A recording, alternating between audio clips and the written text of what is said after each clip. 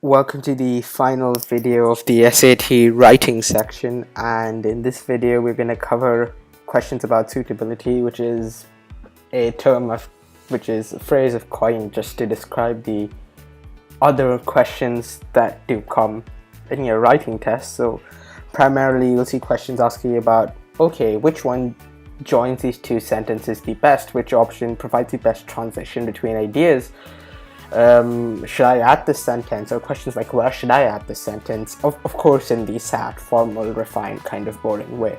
And they'll ask you, okay, is this graph actually a good idea, should I add it here, or does the passage correspond to what the graph is showing? And they'll ask you things like, what is a suitable option to introduce the passage or to introduce this paragraph? So we're gonna not look at as many questions over here because I believe these are firmly based on practice, and these are things that you can just work on with a few general tips. Try and apply these two questions. So maybe open up a SAT paper, find a question that concerns what I'm talking about, and try and attempt applying what I'm saying to these, and see how it works out for you. Because I think it does not really I think it is better that you practice questions designed by people who actually write the SAT papers, who actually make also the SAT papers, than a question that I've made. Regardless, I've put two up for something which I thought I could better explain only with the help of a question. Anyway, drifting off, returning to course. When they ask you about the question where they're asking about what's the best way to join two sentences, remember one thing: the best option is extremely unlikely to have semicolons. What semicolons do is they kind of break the sentence, they disrupt flow, and that is not a good thing. Your sentence always needs to flow. So almost always, I'd say, bar the option that uses a semicolon, right? Now, if they're using something like a colon or a dash in the sentence, only select it if the use of the punctuation best joins the two sentences. And I'll help you understand a bit better what I mean by this in the next slide. From experience, I think the best options generally use commas and connectives, but there are exceptions. So just because it has a colon or a dash, instead do not rule it out. The only safe option to rule out is a semicolon, because of the very nature of how a semicolon works. It sort of disrupts the flow of the sentence, and does not technically join the sentence really well. And the fourth thing is determine how these two sentences should connect, and therefore the appropriate connecting word that goes between them. So whether a for should go between them, or an and should go between them, or but should go within them. Ideally, your sentence should flow, right? So if you're seeing that the N option with commas and connectives is the best option here, you also need to determine what kind of connective would go in there, and so that's kind of the steps. So let's look at the first example over here. Schools are not detrimental to children. They are pivotal to the development of rudimentary social and functional skills. In this case, this is one of the examples where we can use a dash or a hyphen, however you choose to call it, and it would seamlessly join the sentence. It would logically join the sentence, and it would still retain its flow, right? So it is saying schools are not detrimental to children. They are actually, you could think of it as being like, in fact, they are pivotal to the development of rudimentary social and functional skills. The dash, it can be is a way of using the word in fact, or actually they do this, and that's what I mean. If a dash can be interpreted in sentences as because or in fact, right? And therefore, if you replace the dash with, so schools are not detrimental to children because they're pivotal to the development of rudimentary social and functional skills, we see it does make sense. The sentence is logical, it does flow, and therefore the dash over here can actually be the best way to join these two sentences. And another thing you will notice is a colon is being appropriately used to join two sentences when the colon is substituting words like, including, and such as, right? And when the colon or the dash or the hyphen is clearly substituting words that I've written down over here, they can actually be the right option. So at that point, you cannot rule them out as possibly the best option that best joins these two sentences together. But again, there are questions where the best option would be using our old comma and connective rule. So schools are not detrimental to children. Homeschooling may be a better option for some children. Yes, you could use a dash. You couldn't use a dash because this because they're opposites of each other. It does not flow very well from here to here, and putting a dash kind of gives the wrong impression. Schools are not detrimental to children because homeschooling may be a better option for some children. It does not work out, and even putting a colon wouldn't really work out there. Schools are not detrimental to children, like homeschooling may be a better option for some children. It does not work out, right? But over here we need to stick to, so at this point we can rule out that okay, an option that has colon or dash is not going to work over here. So we are looking for something with commas and a suitable connecting word. So obviously we do realize that these two are kind of opposites. So this one is saying that this one's implying that schools are a good option for children, while this one's implying that regular schools may not be a good option for some children, right? So they're opposite. So already we're thinking something along the lines of but being the connecting word. So schools are not detrimental to children, but homeschooling may be a better option for some children. So in this case, we would obviously select the option that uses a connecting word that is used in contradictions and that uses commas, right? When we're transitioning between ideas, a simple rule of thumb is you want a transitional sentence that takes an element from the end of the last paragraph and takes an element from the start of the next paragraph, right? So over here, it is a common observation that the rate of cooling when the object is at a higher temperature, that the rate of cooling is greater when the object is at a higher temperature. In other words, the object's temperature approaches room temperature, it cools at a slower rate. Students can then plot against time and analyze the gradients at different times in temperatures. The students will notice a steeper gradient at higher temperatures. We see that there is an obvious break over here, right? So what a good transition should do is it will talk something about the rate of cooling and this observation which is being brought about. So it will be talking about this observation that we are seeing, but it will also talk about this experiment and this graph, right? So a transitional sentence will link the idea of a graph or an experiment to the common observation that is being talked about in the previous paragraph.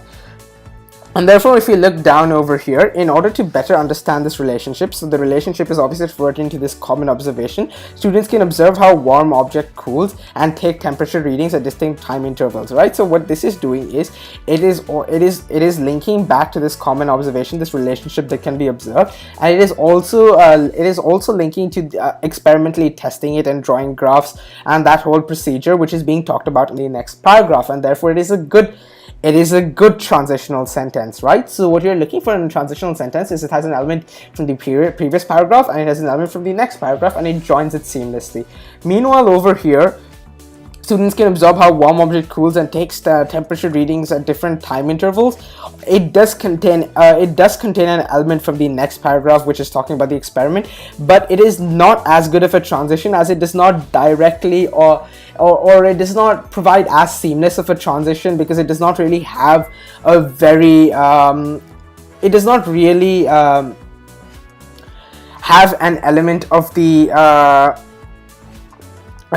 previous it does not link it as well because it is, although you could possibly argue that the sentence does have an element from the previous thing which is the rate of cooling, it does not as seamlessly link it as the next paragraph, as the one over here which says in order to. And therefore something you need to look at is one, you'll need, how you're approaching these questions is you're looking at an element from the previous paragraph must be present in the option, in the correct option. An element from the next paragraph must be present in that option, and you will identify all these options that bear these two characteristics. If there is more than one, what you will do is you will place that sentence and you will read it aloud. Which one appears to flow better? Which one appears to sound more logical, and which one is better to hear will often be the correct answer. And we see that the second transitional sentence achieves this more effectively. And this is where I come to a very key point that I've been stressing throughout most of my videos about the SAT writing section. You need to read the options aloud, right? That is the number one hack for your writing section, right? And it is literally perhaps the most important thing to do when you're actually attempting these questions, right? And you also have another type of questions where they'll ask you whether a sentence should be added and the sentence, or whether a sentence should not be. So the answer will always be yes if the sentence is providing a transition, if it is putting emphasis on a very important point, if it is providing an appropriate example, or if it is supporting any data or graph, right? And it will be no if it adds irrelevant or information or repeats anything, if it contradicts the central claim. Now, here I would like to mention a catch. If the passage starts with a central claim and then goes on to consider its counter arguments, a good sentence might be a contradicting sentence might actually be yes, because it provides a transition from the argument to the counter argument, right? At this point, it only should be added because it is providing that transition, right? But if it is abruptly, if the whole passage talks about just one central idea and it abruptly contradicts that central idea at that, or central claim, at that point, that sentence should not be added, and the answer is no, right? And another reason why it might not be added is it incorrectly interprets data, or it incorrectly describes data, right? By which I mean they might give you a graph and it might incorrectly quote the graph, or it may misinterpret the data in a number of ways, right? So something you got to ask yourself here is the sentence adding value, right? Over here, XY, in this question, we have a question that goes, XYZ is an international watchdog, recently expressed alarm over the gross violations of human rights in country A. It further noted the number of instances of political suppression, imprisonment, and torture has skyrocketed in the recent years. The watchdog has further raised concern about the fate of 213 politicians, civilians, and reporters who have now been missing for over 3 months, right? So your question would go around. At this point, the writer is considering adding the following sentence. So the following sentence being, in fact, a 2018 report suggests that the monarchy arrested and tortured as many as 5,000 activists after the January riots alone. This is a marked increase since the last series of arrests in October 2017, right? Now, should this sentence be added, right? So one of the first things you must immediately realize is that we are talking about a market increase, and the previous sentence also talks about how the instances of these violations of human rights have been increasing over the previous years, and this is evidencing that claim, right? So that is one thing you must quickly identify. And the general rule that we have seen is a sentence should be added if it evidences or further supports an important claim that is being made, which is that the number of instances of human rights violations are increasing in the country A, and therefore the answer is yes. Now, another quick thing you could do over here is, it's not going to be that quick, but one thing you can always do if you have no idea how to approach it is reread the paragraph, but instead read it this time by placing the sentence at where the question intends for the sentence to be placed, and see whether it sounds right, see whether you can find any breaks, right? If you cannot find any breaks, the answer is yes. So at this point, you can eliminate both the no options, and you're just left with choosing between two, and you have to identify which reason seems more appropriate. So if I read this aloud, placing that sentence in here, we would realize that there are no breaks, and therefore we just need to quickly try to come and identify the reason why it is a yes. Now, this is talking about evidence, it has numbers, and therefore we could easily conclude that the answer was A, right? So one of the best strategies to approach these kind of questions is place the sentence over there, read it, figure out whether it sounds right or not, so therefore determine whether it's a yes or no. And once you have determined whether it's a yes or no, you're left with only two options, and just identify which reason is the best over here out of the two. So that is a very good way you can approach it, right? Now, often they can make the same question about whether a graph should be added. So at this point, apologies, at this point you're trying to look at whether the graph supports the claims that are being made in the passage, whether the graph supports the statistics that are being quoted in the passage, whether it is relevant to the passage. So if the passage talks about earthquakes in Chile, and a graph about earthquakes in India would be irrelevant and therefore would not be added. However, if it's saying that there have been no earthquakes in this country for the past 5 years, and a certain graph is saying that there have been measured earthquakes over 5 in the scale for over the last 5 years, it kind of contradicts what's being said in the passage, and therefore the graph would not be an appropriate addition. But they were most likely asked the question to see whether the passage itself is correctly quoting the graph. So it can be made both ways, really. So a sentence might not be added because it misquotes the graph, or a graph might not be added because it misquotes the central claim. It is just a matter of how they ask that question. Moving on, another common question is positioning a sentence to make the most logical sense, right? So there are a number of questions we need to ask to answer this, and I will actually get back to that. Let's go to the question first.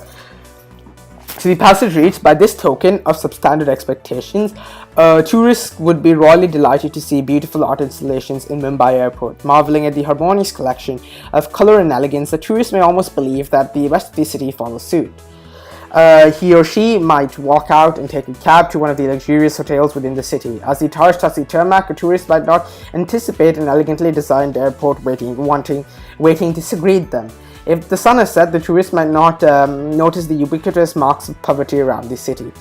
The impression of grandeur, however, as one might predict, is fragile. The next morning, as the rays of light shimmer across the glass windows of modern skyscrapers and MNC offices, the vast stretches of slumland also become manifest. The tourist at this point will begin to have ambivalent opinions about the city, as he or she is still unaware of the city's key attraction, the spirit of its populace, right? So the question will go along the lines to make this paragraph most logical. Sentence 4, and so you'd have to identify which sentence, which is as the Taj touches the tarmac, should be, and it would say place, and they would have options or deleted altogether, right? So the first thing you need to identify is where it breaks, right? So something you will notice is it definitely does break in one, because by the same token, means it is referencing to something, and therefore this cannot actually be the introductory sentence of the passage. And another place where it breaks is over here, because it abruptly brings back the old idea of landing and the airport that had been abandoned after the first two sentences. And so there is also a break over here. So sentence 1 and sentence 4 represent a break, right? So now once we have seen that, we need to understand what sentence 4 is doing. So is it introducing or adding a new idea? It isn't doing that. It is restating an idea that was already brought about previously in the passage. Is it contradicting a given idea? No, it isn't. It is restating something that was brought back in the passage, right? And so then we began to look at so we began to try to see if it is introducing or if it is concluding an idea. So we do begin to see that landing in the airport looks like a good way to introduce the idea of the airport and the art installations and the idea of arriving at Mumbai, right? So we already get the essence that this sentence is actually an introductory sentence. And is it adding to an element of an idea? No, it isn't. It is actually in fact introducing the idea of the airport and the idea of landing to Bombay, and therefore something we can see is that both the breaks are eliminated if sentence 4 is placed before sentence 1, and therefore that appears to be the best answer. Once again, something you actually can do is read it aloud by looking at placing these sentences in different places. This takes time, but often you might actually be quite confused in these type of questions, so I'd suggest go for it. Do not worry about it. About time, the other questions will take significantly less time than these types. So just, if you're not getting anywhere, read it with each of the possible configurations given in the options, and possibly narrow your option to 2, and then approach it logically by first looking at the breaks and then answering these questions that I asked you to keep in mind, and you will definitely get that answer. Don't worry, it's nothing to stress about. Appropriate introductions or conclusions. So over here I just briefly mentioned what an appropriate introduction should have. So sometimes they'd say what would be an appropriate way to introduce this piece of text. So an appropriate introduction would identify, so in order to determine which option it is, you will first identify the central idea of that paragraph, identify what is being introduced in the second or talked about in the second and third line, and look at the option that best combines what is being talked in the second and third line and the central idea of the passage. That is the best possible introduction. From conclusion, you need to identify the central idea, identify the key findings of that, or key statements, or key findings, I think is the best way to say it, that has been put up in the paragraph, and the sentence that will best represent the central idea, so possibly the central investigation and the key findings, will make the most suitable conclusion, right? And always read it out loud so you make sure it flows, because because if it sounds like it flows, it is most likely that you have actually selected the correct option. And at this point, I really like to stress that reading out loud and practice are your best friends for the writing section. Of course, these tutorials, my tutorials for the writing section do help, but will probably help, but you will honestly, once you know how to approach these questions, practice is really the way forward. And I believe I haven't said anything in this video, but in case any of you are stressing out about the SAT, I just wanted to say you really should not worry about it. You might not do the best in your first try, you might not do the best in your second try, but the good thing about the SAT is you can do it again and again. You can explore another things such as the ACT, and ideally you're likely to perform best if you're not being too hard on yourself. Of course, work hard, but don't beat yourself about it.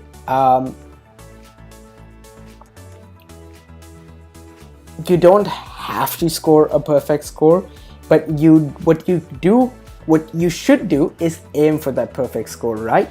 So obviously do your best, but do not make it the sole goal or the sole thing you're working on for a vast period of time, because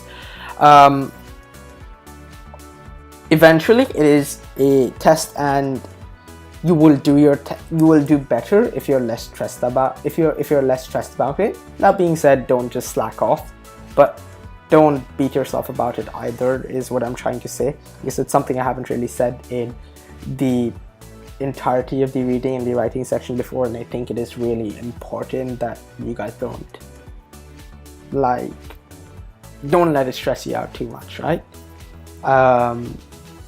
Because I've seen some people, and I kind of know how hard it can get, and what that kind of does to your social life, to your academics, to your life outside the SAT. The SAT is just a part of your life. It is just not even a part of it's just something that is there, right? It is not your entire life, yeah? And just take care, yeah? And with that, we come to the end of the writing section. Thank you, and have a good day, guys. We'll see you again for the math section.